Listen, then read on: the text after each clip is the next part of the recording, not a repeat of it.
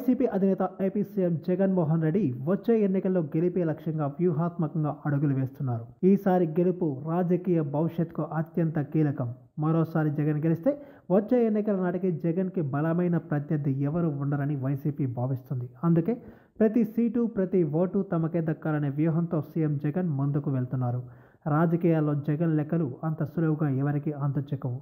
జగన్ ఎన్నికల కోసం గత 3-4 నెలల ముందు నుంచే కసరత్తు ప్రారంభించారు. వ్యూహాత్మకంగా తన పని తాను చేసుకుపోతున్నారు. మరో 3 నెలల్లోపే ఎన్నికలు ఉండటంతో పక్కా వ్యూహంతో సిద్ధమవుతున్నారు. ఇదే సమయంలో ప్రతిపక్షాలు అతి నమ్మకంతో అనుకూల ప్రచారంతోనే సంబరపడిపోతున్నాయి. చంద్రబాబు అరెస్ట్తో టీడీపీలో సుమారు 3 నెలల ఎటువంటి కార్యాచరణ లేదు. ఇప్పుడిప్పుడే బాబు ప్రజల్లోకి వెళుతున్నారు. మరోవైపు లోకేష్ సైలెంట్ అయ్యాడు. పవన్ ఇంకా క్షేత్ర స్థాయిలోకి దిగలేదు. జగన్ మాత్రం సైలెంట్గా ఎన్నికల స్టేజ్ సిద్ధం చేసుకున్నారు. అభ్యర్థుల ఎంపికని ఓ కొలిక్కి తెస్తున్నాడు. అక్కడక్కడ అసంతృప్తులు ఉన్నా తాను అనుకున్న రీతిలో ఎక్కడా తగ్గకుండా ముందుకు సాగుతున్నారు. ప్రతిపక్షాలను తన వైపు చూసేలా చేస్తూ వాళ్ళు ఎన్నికల దిశగా అడుగులు వేయని రీతిలో వ్యూహాలు ఉంటున్నాయి. సంక్షేమం, సామాజిక న్యాయంతో గెలవడమే లక్ష్యంగా ముందుకు సాగుతున్నారు.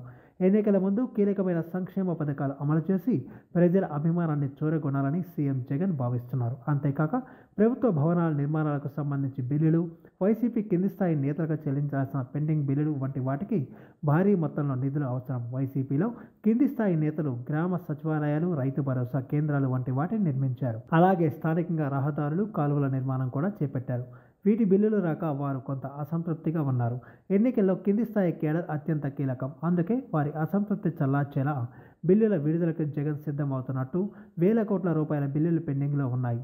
వీటిని చెల్లించకుండా ఎన్నికలకు వెళ్తే ప్రతికూల ఫలితాలు వస్తాయని జగన్ భావిస్తున్నారు. అటు వైసీపీ ఎమ్మెల్యేలు సైతం బిల్లుల విషయమై జగన్ని అడుగుతున్నారు. దీంతో కేంద్రం నుంచి రుణ పరిమితి పెంచుకొని నిధులు సేకరించాలని జగన్ భావిస్తున్నారు. గత ఎన్నికల ముందు బాబు కూడా ఇదే పరిస్థితి ఎదుర్కొన్నారు. అప్పట్లో టీడీపీ నాయకులు కొన్ని అభివృద్ధి పనులు చేపట్టారు. వాటిలో కొన్ని పనులకు చంద్రబాబు బిల్లులు చెల్లించలేదు. చెల్లింపుల విషయంలో జాప్యం చేశారు. ఎన్నికల్లో టీడీపీకి ఓటమి ఎదురైంది. దీంతో బిల్లులు చెల్లింపు లేకుండా ఆగిపోయింది.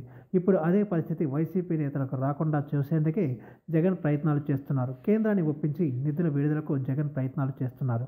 కింది స్థాయి కేడర్కి బిల్లుల నిధులు విడుదల చేస్తే వారు కొత్త ఉత్సాహంతో ముందుకు సాగుతారు. అలాగే భారీగా సంక్షేమ పథకాలు అమలు చేసి మరికొన్ని మేనిఫెస్టోలో చేర్చి ప్రజా మద్దతు కోరాలని జగన్ భావిస్తున్నారు. ప్రతిపక్షాలకు ఏమాత్రం అవకాశం ఇవ్వకుండా మరోసారి భారీ గెలిపే లక్ష్యంగా పక్కా వ్యూహంతో జగన్ ముందుకు సాగుతున్నారు. ఈ వీడియో మీకు నచ్చినట్టయితే లైక్ చేయండి, షేర్ చేయండి, కామెంట్ చేయండి, సబ్స్క్రైబ్ చేయండి.